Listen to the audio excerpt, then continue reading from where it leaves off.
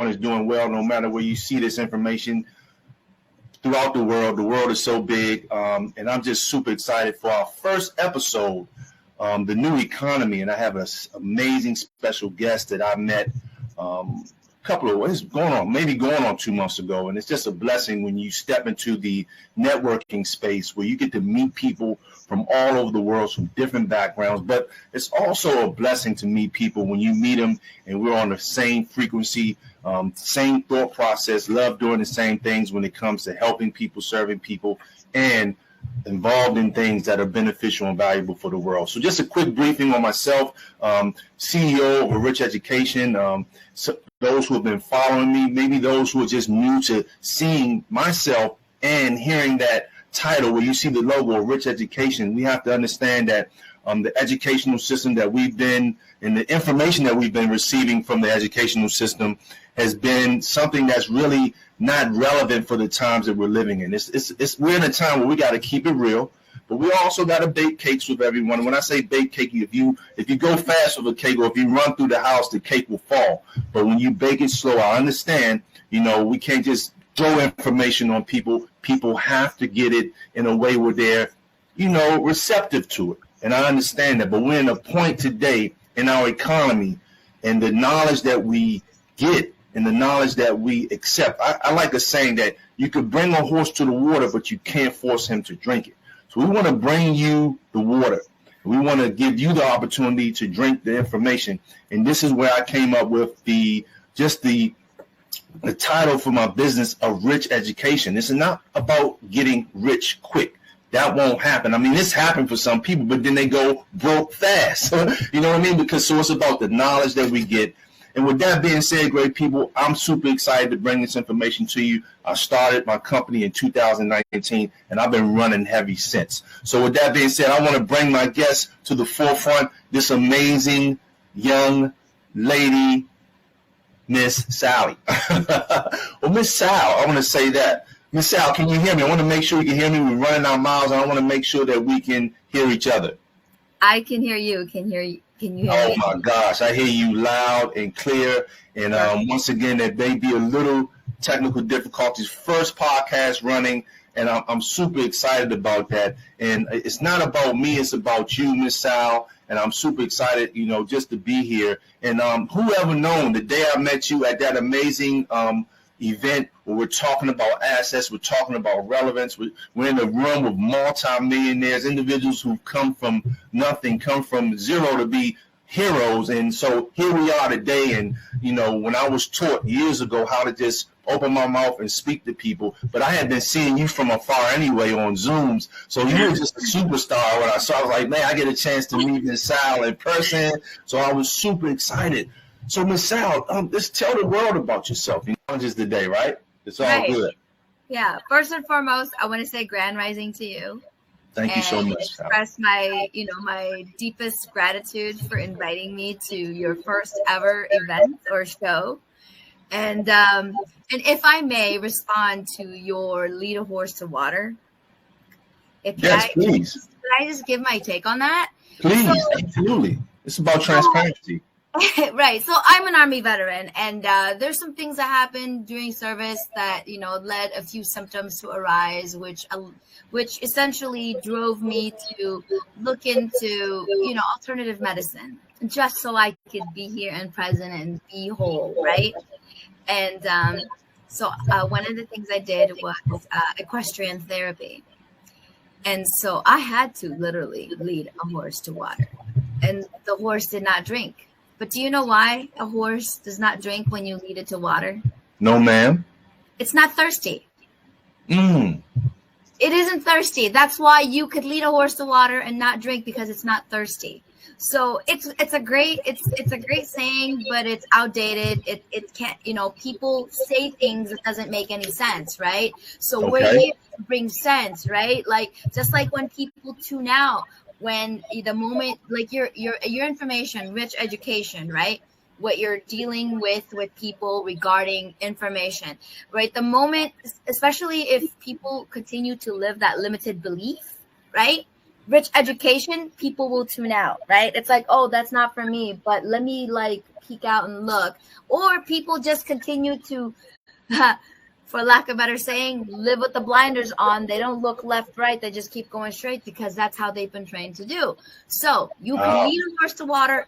Absolutely, you can lead a horse to water and not drink because it isn't thirsty. So that person's not thirsty for the information right now. They're complacent where they are, with all due respect.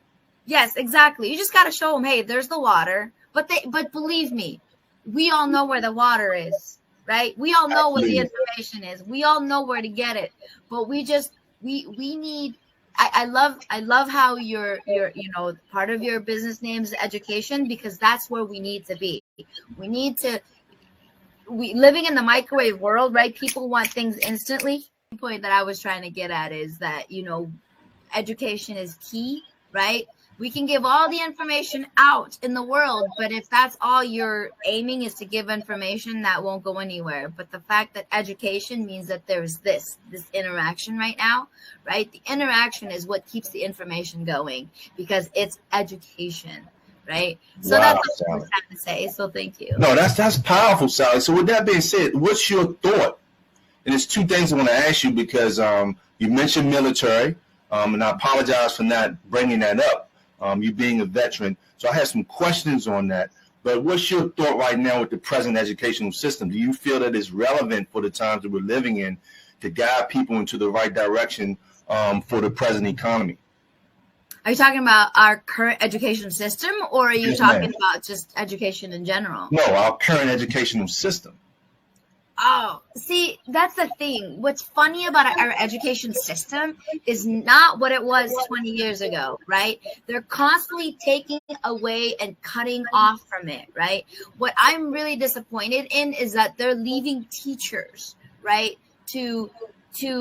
they're giving teachers a lot of responsibilities, but they're not giving them the pay. And not just that, they're also not giving them the resources, right? We talk in America, or maybe even around the world. I don't know. I can't speak of what's going on outside our country, but here in the United States of America, we keep talking about, hey, our children are our future. They're our future workforce is really what they are. So we don't teach them enough. We don't teach them how to be rich because we want to keep them behind. We want to keep them in the poor person mentality. And a poor person mentality is simply this, right? You live enough to survive. Or wait, hold on. Not live enough to survive. You work enough to survive, but not to live, right? Constantly keep people in the box, right? Constantly keep people conditioned to keep working. So what? So that people, the top 1%ers make their money off of mining people for their resources.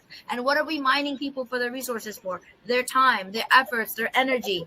And if you happen to surpass the membrane or the boundaries of being above and beyond just a worker bee, right, for lack of a better term, then they mine you for your information. They mine you for your intellectual property.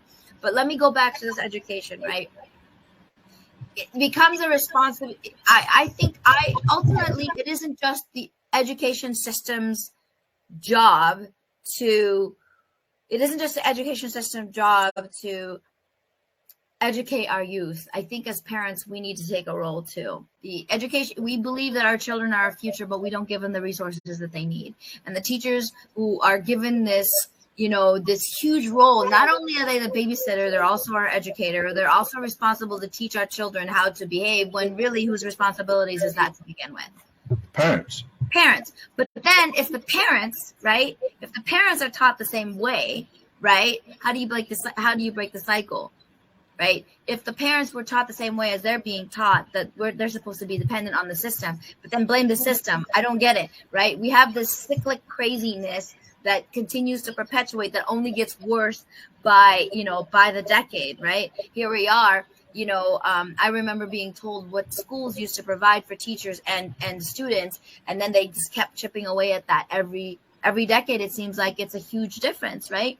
And even the way we teach our kids, we have this long-winded way of teaching them how to do freaking math, okay?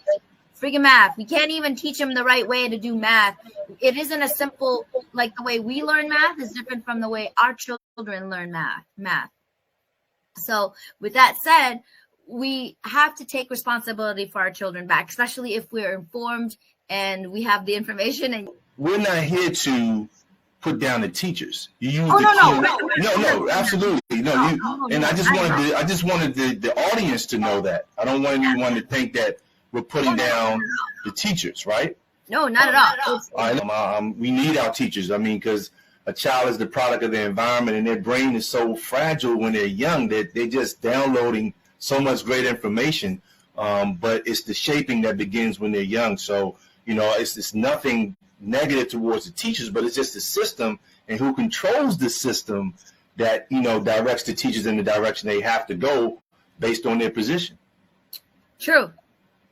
Exactly that. So it's an unfortunate thing, but as parents, we do have to take a role and we have to step up. Instead of complaining about what our teachers are not doing for our children, we need to look at what we're doing for our children, especially, let me end with this, especially when we reach a point where we know what's going on. Like me, I started doing things different with my kids. And yes, ma'am. With that. Okay. And a great way to end it. But I just got to come back with this, man.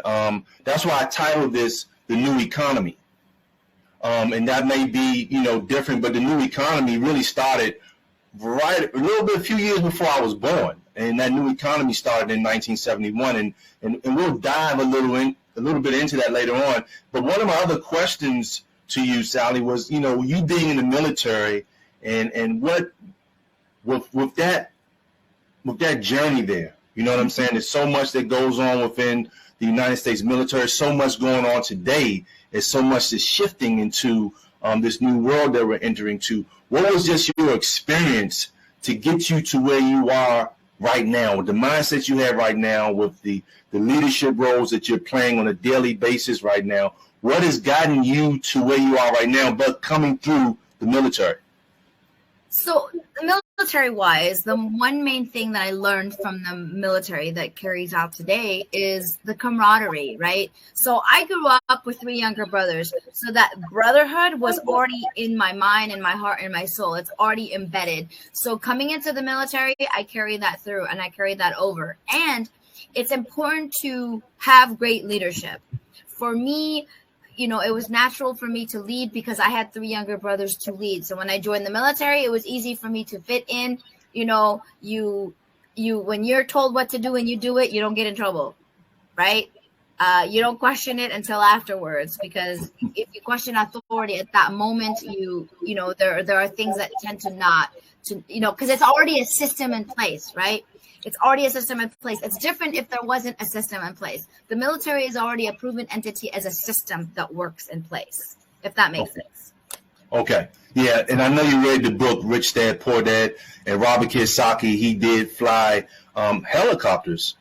He spoke on some significant things during that time when he served in the military during the Vietnam War, and what they were really over there for. Your take on what Mr. Robert Kiyosaki spoke on, if you remember that, because we know during that time, this is when he really discovered what real money is, and the purpose of understanding precious metals. But during that time, and I even shared a briefing on TikTok about this, but during that time, America's whole project was not based on what some may think it was, but it was based on the assets that were in Vietnam at that time. What's your take on what Robert Kiyosaki brought to the world, if you remember him making that statement? Heaven forgive me, but I am only on chapter 1 of that book. Oh my gosh, I gotta get you for that. What? Rich Dad Poor Dad? I know. Okay.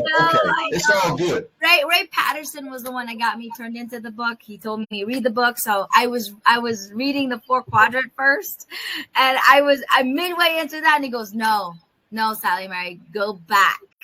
Okay. So no problem. When you come back to visit us, I want you, that's your home assignment, Sally. I want you, I know time is of the essence with you right there, but I'm going to get you for that. Every entrepreneur, which you are, should have read Rich Dad, Poor Dad. So we'll talk about that. Look, before you came on, I said I'm going to be transparent. I'm going to come out with some questions, and right now, the people's perception of the U.S. military may be a lot different from what it was back then, especially if you know history. And when we talk about history, the traditional educational system gives you his story, not true history. So we need to know facts today. Story. Right. Absolutely. So, but that's your homework, Sally, and I know time is of the essence. Next thing, you know, okay, this guy, Demi has Sally on here, Miss Sal. Okay, but like I mentioned, we met at an event, and this event was so critical for the times that we're living in.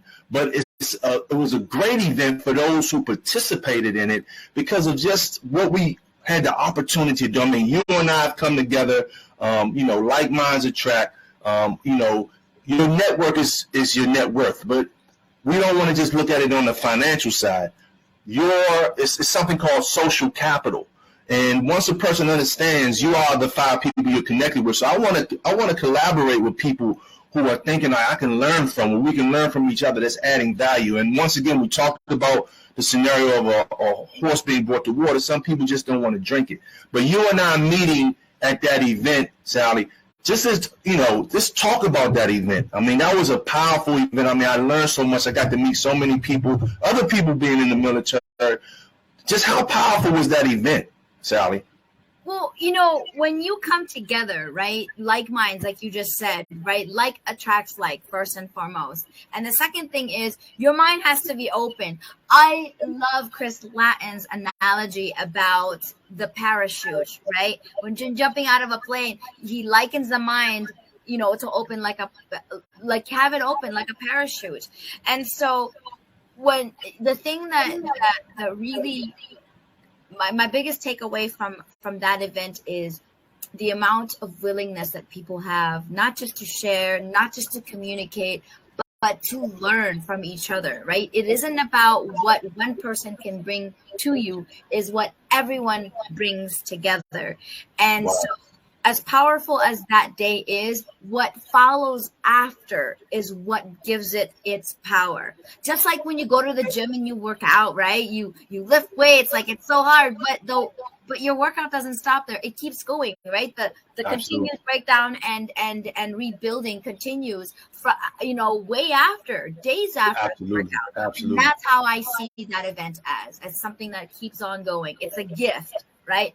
That keeps giving us something. I love it, Sal. I love it. You know what, Sal? I know people are like, so what was going? Anyone still hanging out with us? What was going on at the event?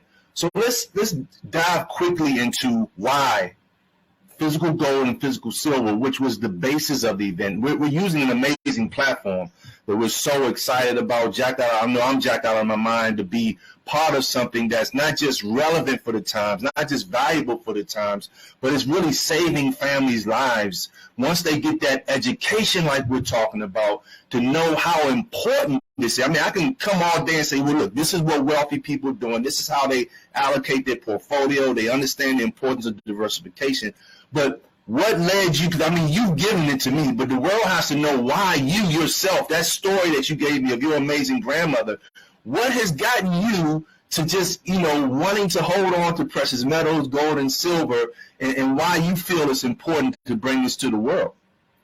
Well, so my grandmother, she had the knack to understand a lot of things. And, she never graduated high school. Matter of fact, she only has a second grade education, believe it or not.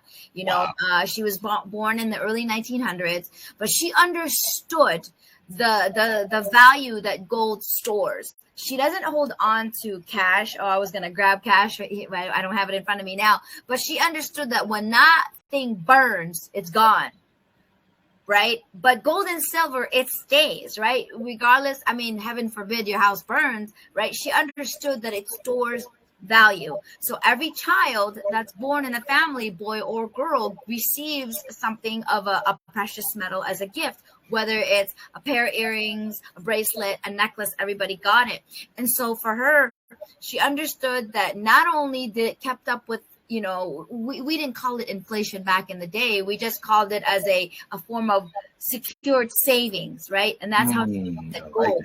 And she looked at gold as a way that she understood that it kept up with what we now call inflation, right? Commonly call inflation, because when she bought gold, she didn't buy gold for the style of it. She bought it because of the weight. They charged her for the value of the gold. So it didn't matter if it was a tiara or a ring. It was sold to her in the weight, the value of it in its weight. So because she understood that, then that's when she figured, well, it'd be benign. It'd be easier for people to see it in the jewelry form than in a coin form. But she did also have coins. Wow, so question. That absolutely, and that legacy continued, because now you're not just saving in precious metals for yourself. You're helping other people acquire precious metals, leveraging this powerful system that we have.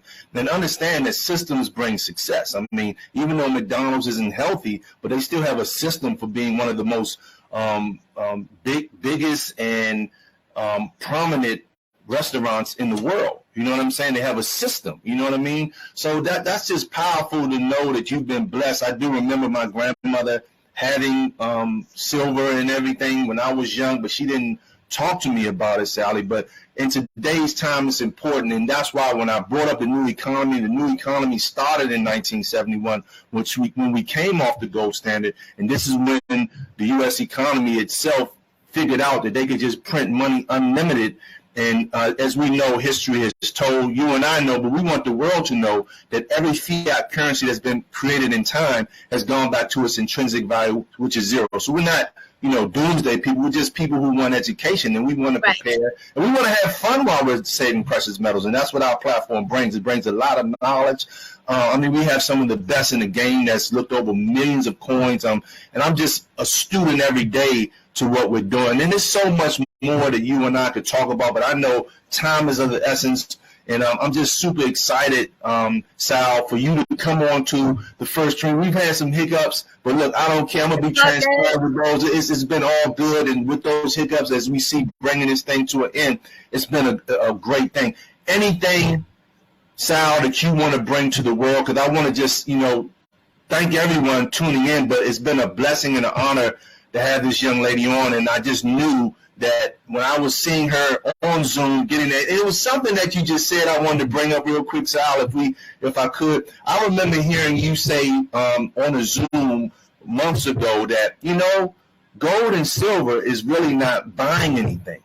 It's really just exchanging a piece of paper for, two forms of money. One just holds value. Can you just speak briefly on that? Because it's mindset when it comes to gold and silver, because many don't take it serious. Right. Well, it's just converting your paper money to gold, to something tangible, right? I mean, I go back to the thing about burning, right? Paper will be gone. And so, sorry, I'm having a flashback of my grandmother talking about how you have, keeping your eyes on the prize.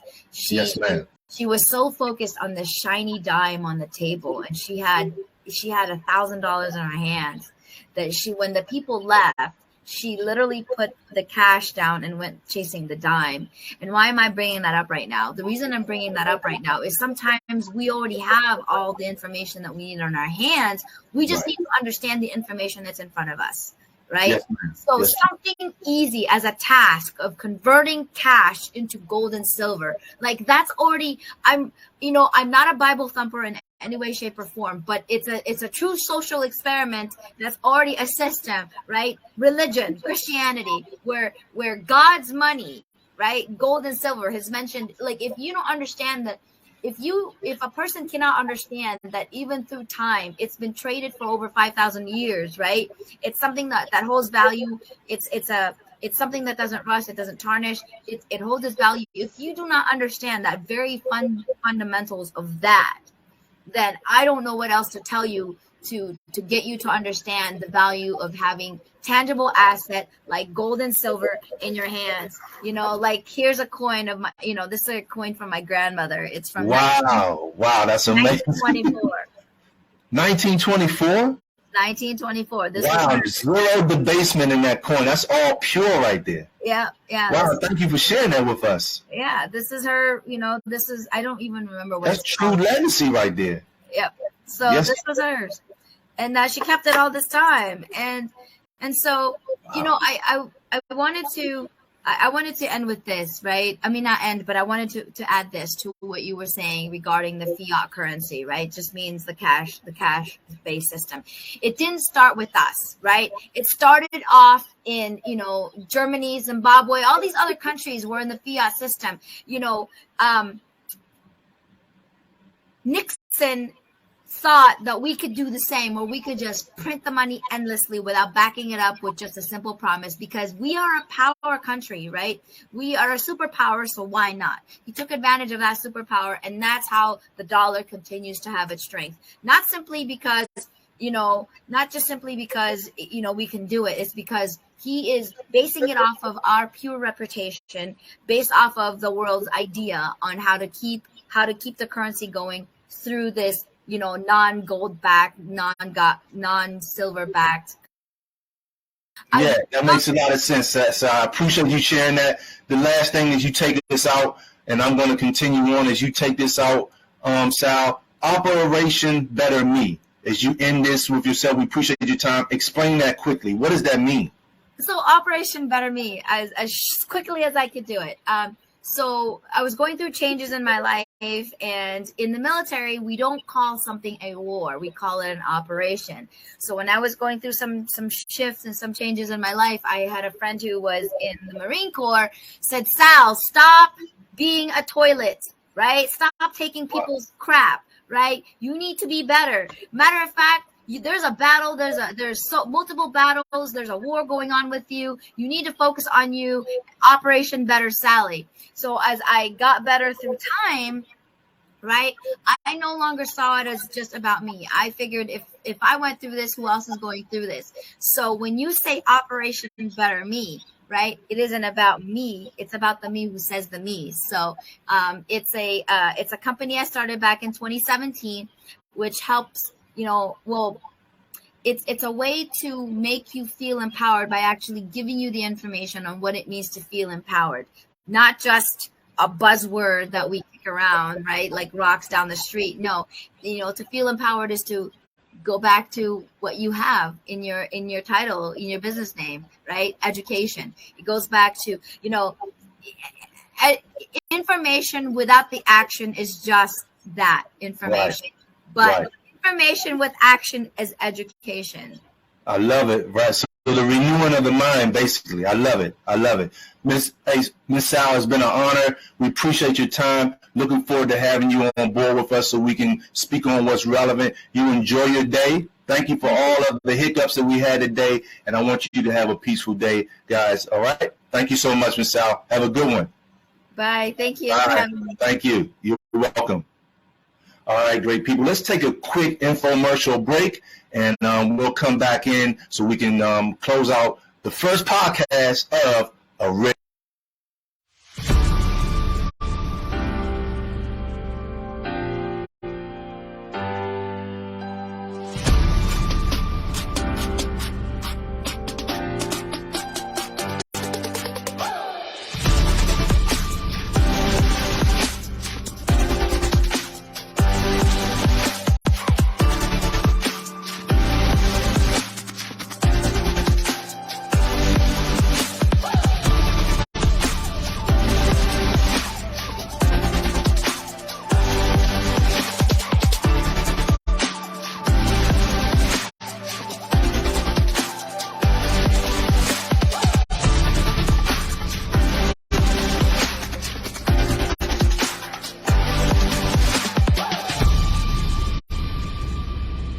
So welcome back to A Rich Education with Demi Sanya. Super excited about my first podcast this afternoon, this evening. I don't know where you may be seeing this from, guys, but I had a few hiccups, you know, using different platforms. I want to be transparent on here, man. You got to understand this, great people.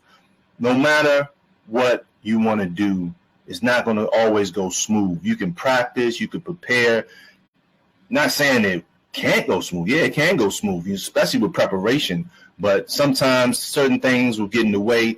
And if you are a person who is determined and does not want to quit, you can make it happen. So I had a lot of hiccups, wanting to use different platforms, came across an amazing platform, but I didn't have enough time to study it. So I got through it, and I'm excited. And, I hope you guys got some value from that. And once again, just as I bring this to a close, the new economy, what does that mean to you? Okay. What does that mean to you? If you go to a new job, you have to learn a new job. So, well, Demi, most don't have an idea of what an economy means. Because really, to be honest with you, the number one economy is the economy inside your home. The rich get richer as the poor middle class get hurt. But it's not because rich people or wealthy people have money. Yeah, money surely reaches up there with oxygen, and it actually affects everything that we deal with. I mean, you need money to be watching this because you got to pay for your Wi-Fi, your internet, or your cell phone bills. So, but it's information, great people. It's education. Remember, when we talked about education in the stream, we weren't actually talking about that in a negative form. Okay, but we have to look at how and where everyone is going. We have high-paid employees doing better than many. You may make $1 million, $400,000 may go to taxes, but $600,000 a year is still decent money. But then we have to look at what's leaving us. Okay, so in the new economy, it's about what's coming back to us. How are we preserving what we're working hard for? How are we protecting it? And this is where the renewing of the mind has to come in, great people. If you want to win, because we're in a completely different space, and we're going to be talking about that on certain episodes. Really, we're going to talk about everything. And if time allows me and the amazing guests that I have on board and the things we're going to be learning, if time allows us to prepare, because we really don't have a lot of time to do any deep study, you got to get the knowledge and you got to make moves. Yes, the basis of a Rich Education podcast is on protection, is on preservation, it's on fighting inflation, it's on beating the ramifications that are taking place globally around the world. How do you do that, great people? Precious metals is your only answer. Now, you do have cryptocurrency, you do have decentralized platforms, offline wallets that you want to learn, and it's called diversifying. Okay, not having all your eggs in one basket. So we'll be sharing things with you. I'll be bringing professionals on that's been in this space, that know the space, speak very well, but keep it simple so you can understand and so you can move forward, making moves in the new economy. So with that being said, I want to thank everyone that tuned in with me this evening, this morning, this afternoon, wherever you're seeing this information at. And I want you to tune in with me every Wednesday, okay? Every Wednesday, 9 p.m. Eastern time. And once again, from wherever you are, that timing may be a little different, but it'll be posted up. I want you to follow my YouTube, Demi Sanya, as you see the spelling of my name here, A Rich Education. Okay, follow that YouTube channel. Follow my podcast channel as well. You can also find me on Instagram. You'll see the handles there. Ladies and gentlemen, I'm so excited. And once again, I went through a little bit of storm, some thunderstorms, getting this all prepared, but it ended well. So thank you again. Remember, stay safe, stay learning, because if you're not learning, you're dying. And just prepare and pay attention to your surroundings. Take care, ladies and gentlemen. And until next time, a rich education.